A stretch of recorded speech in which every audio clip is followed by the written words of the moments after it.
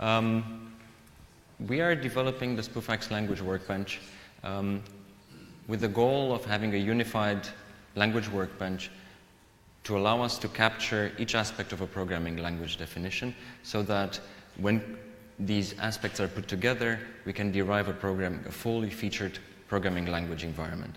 One of the aspects of a programming language that we're interested in capturing is the dynamic semantics of a language. And to achieve this, we've previously designed a meta DSL called DynSem to allow us to specify dynamic semantics of languages. We didn't just want to have a definition language. We wanted to apply the do not repeat yourself principle. So we want to have a single source that is of semantics that is both useful as a documentation, easy to understand, modular, concise, easy to reuse, and easy to change. At the same time, we wanted to have the ability to execute these specifications to obtain a runtime for the language that is usable. And having a usable runtime means that it has to be relatively fast to the turnaround time between making a change to the language semantics and actually having a runtime that we can execute should be relatively short. And to have it usable, we need to have reasonable execution performance. So when we run a program, it should be reasonably fast. And we've kept these design goals in mind when building DynSem. So specifying semantics with DynSem starts off with giving an algebraic term signature which defines the structure of programs of the object language to be interpreted. Then we declare a set of arrows which are statements of terms that can be reduced to something else. So here we're defining an arrow which says that terms of the sort expression can be reduced to value terms. And these arrows are populated by reduction rules which consist of a conclusion and multiple premises. So the rule here, for example, says that a term matching plus is reduced to an instantiation of the value term int v by performing the computation of the premises, namely reduction of the left sub-expression and the right sub-expression to numbers. In specifications, we keep track of runtime state of programs by means of semantic components. These are auxiliary data entities. And here we've defined two entities, E and H. Both are maps. And E could be an environment mapping identifiers to locations, and H could be a heap mapping locations to values. And in DynSem rules, left of the turnstile, here we define environment-like components that get propagated downwards with the environment semantics into the evaluation. And to the right of the double colon, we mention things like stores, things that get threaded through the evaluation and get returned outwards. The nice thing in DynSem is what we've added is in order to keep these semantics as concise as possible, a rule that does not modify components, such as E and H, can omit those components that it does not modify. So in fact, these two rules are equivalent because the plus rule does not need to actively modify any of the state information. So a language designer can actually write the top rule instead of the bottom one. In terms of executing a specification, our choice was not to compile the specification into an interpreter, but instead to interpret the specification in order to execute a program. We call this approach MetaInterpretation, and it consists of an interpreter which, just prior to evaluating a program, loads the specification in DynSem and loads the AST of the program and enacts the specification with respect to the program. Now, while this gives us a reasonably short turnaround time between making a change to the definition of the semantics to actually getting something running, it also means that we have a stacking of interpreter layers. So at the bottom here, we have the host VM. On top, we have a layer that interprets the DynSem specification, and this is the DynSem meta-interpretation layer.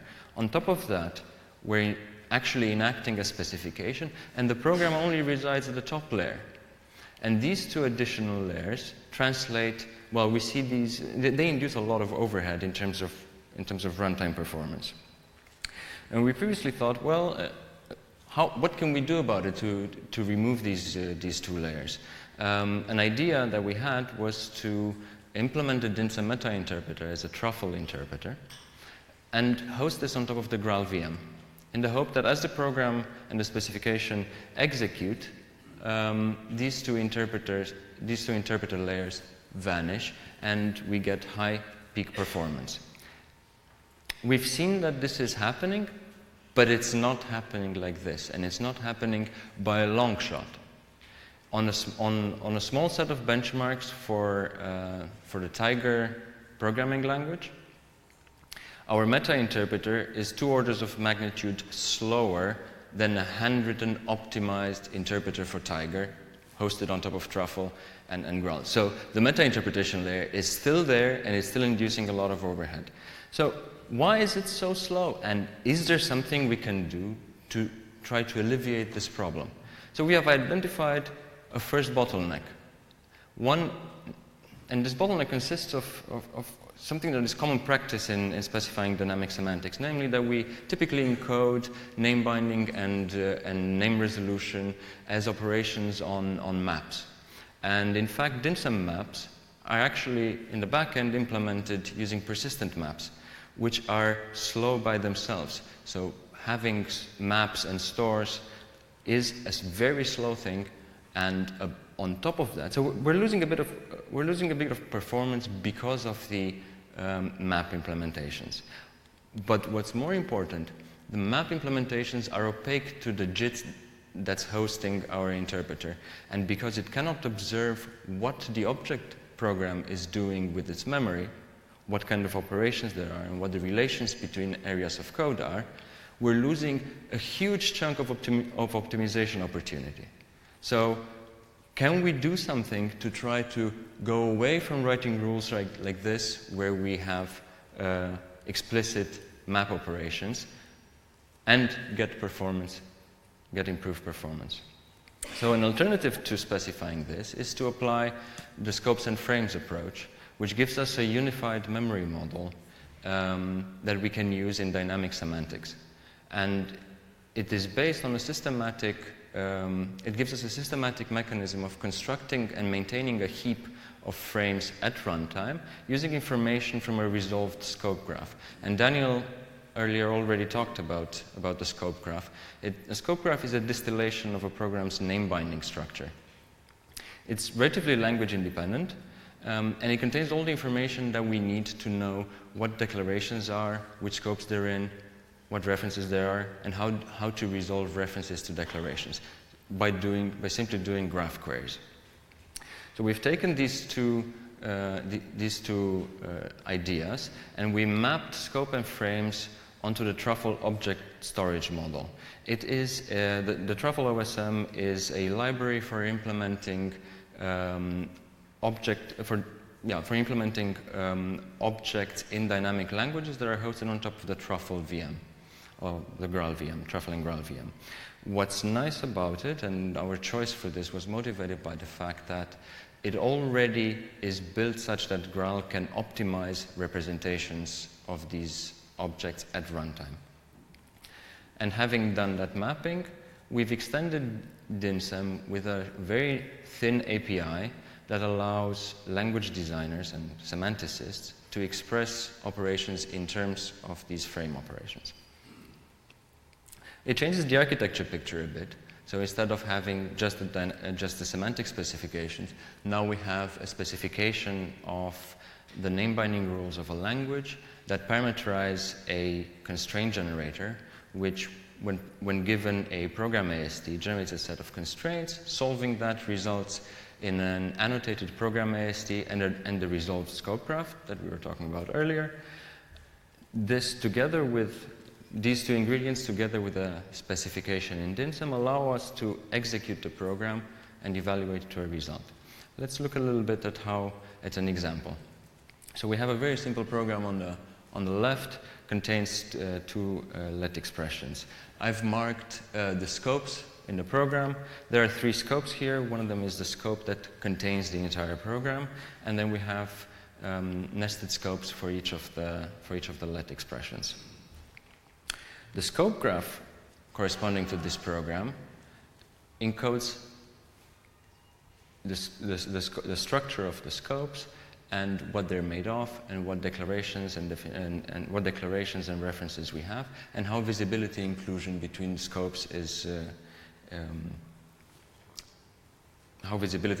what the relations between scopes in terms of visibility are. So, for example, we see that X resolves via scope S2 and S1 to the declaration X.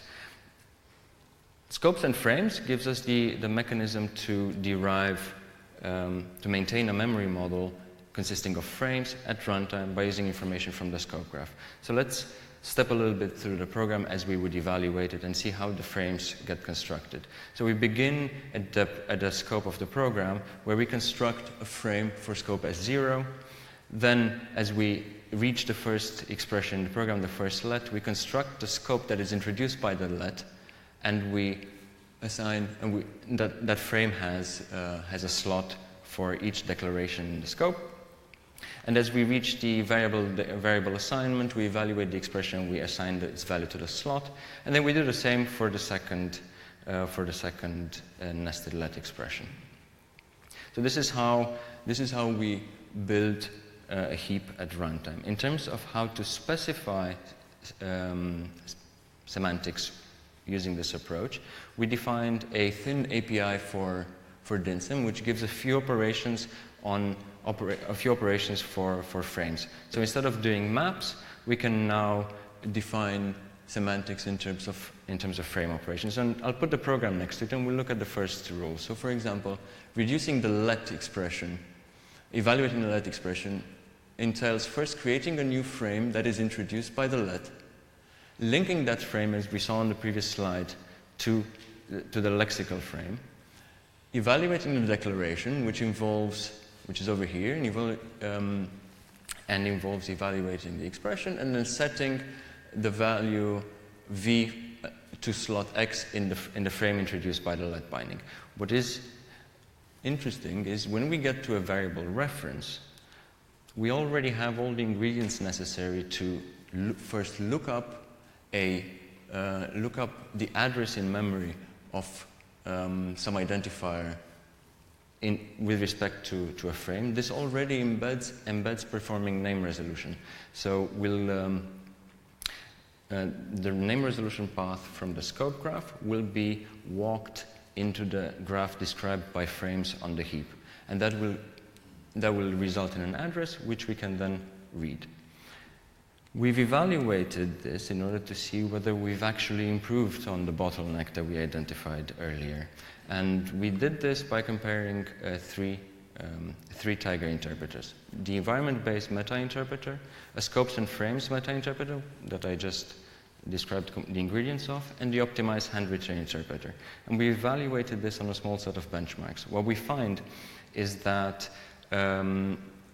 we are 15 times faster, on average, 15 times faster with scopes and frames than we are with environments, and we are just about 20 times slower than an optimized handwritten interpreter. Can we still do a bit better than this?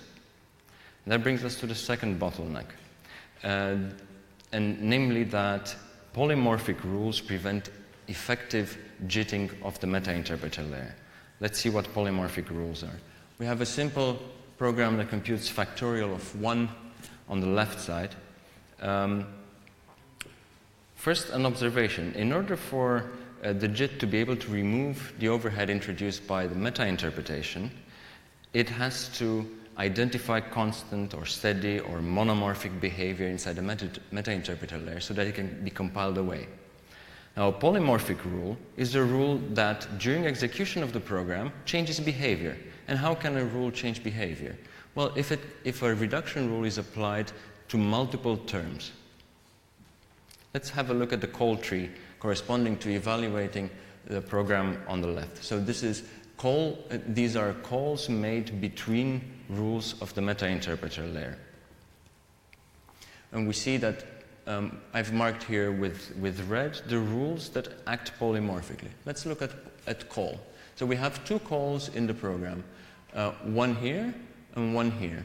And when evaluating factorial of 1, we will first perform this call, and then we will perform this call, which means that the rule for call actually gets invoked twice, once on the program on the AST term corresponding to this call, and once on this. Its behavior differs every time. In fact, the sub-expression differs. So the way it should descend into rules differs. Unless we can simplify these rules somehow to have them behave monomorphically, we cannot rely on the JIT to factor out the overhead and to eliminate the meta-interpretation layer. We propose that there are 3 ingredients for a solution. The first ingredient is that we perform a very lightweight binding time analysis at the rule level, and this binding time analysis simply propagates information that a certain variable is bound in the left-hand side of the conclusion. So here const of E1 with a const annotation says that, well, when I reach here, I can locally have information that tells me that this variable depends strictly on the program term. So if I've only applied this rule to that same term over and over again, I know that E1 will always hold the same program term. The second ingredient is allowing a signaling mechanism within a rule at runtime so that any node in the interpreter can find out whether its rule that holds it behaves monomorphically or polymorphically. And the third, when we have a monomorphic rule, we clone it and we inline it into its callee. That way, we can split the call, the int, and the var rules by cloning and have a call tree that consists of a few calls and entirely of monomorphic calls. The advantage to doing this is that now the calls between rules are fixed. They will not change. And what this gives us is the ability to inline the rules so that the only dispatches that remain are those dispatches that come from actual dispatches in the object program. We've bolted this on to the scopes and frames with inlining interpreter, and what we find is that 50% of the times we are faster, 50% of the times there's absolutely no difference, but we're always faster than meta environments. And when we are faster than scopes and frames, we are within a factor 5 of a handwritten interpreter on average. And the explanation for this is that monomorphic rules enable rule inlining, and inlining enables better jitting. The reason why we think that 50% of the time we make no difference is because inlining can generate a humongous amount of code and rules can get very large. So the benefit of getting inline rules and eliminating dispatch probably gets lost due to the size of the compilation code. Thank you very much. I will now take your questions.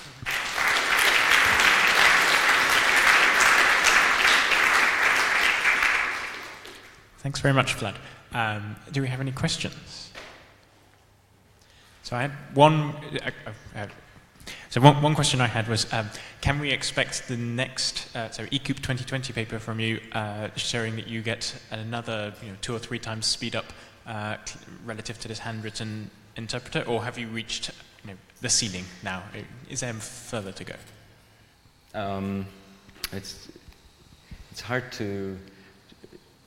It's actually quite hard to answer that question. The hope is that yes. That no, we have not reached a plateau yet. But of course, the gains are going to be harder and harder to get. Thanks for a very interesting talk. Your rules look very similar to, for example, in the K framework. And do you, or have you done any comparison with the K framework? Do you know how your workbench would compare with it? Thank you for the question. We've done some comparison, but this was a few years ago, back when the K team was still compiling interpreters targeting mod, and they were only starting with hosting their interpreters on a Java VM. And at that time, our toolset was also very primitive. Well, our toolset was very primitive, but we were showing better performance than them on very basic benchmarks. Yes. Okay, let's thank our speaker again. Thank you.